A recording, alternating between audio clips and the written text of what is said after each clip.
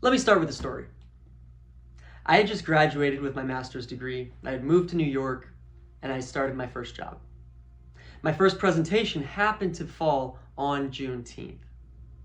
Now, I wanted to honor the day. I wanted to be clear about its importance. I wanted to not to offend anyone, but I wanted to do justice to the purpose of the holiday. But I'll admit that I was terrified.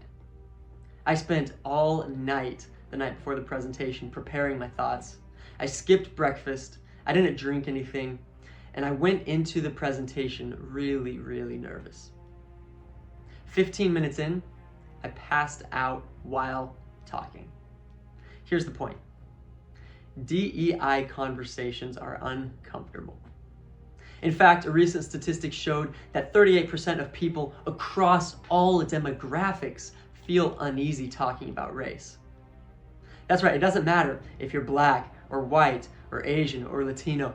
It is uncomfortable to talk about race, and that's really no surprise. There might be different reasons for different groups of us.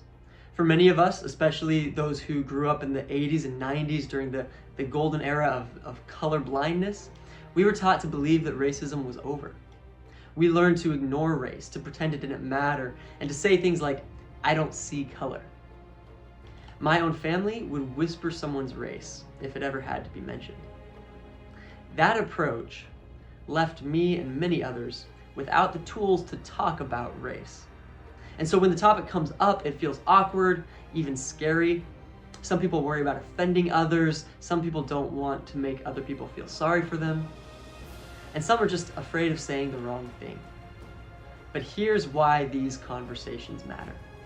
DEI issues, things like discrimination, exclusion, racism, bias, these things impact relationships.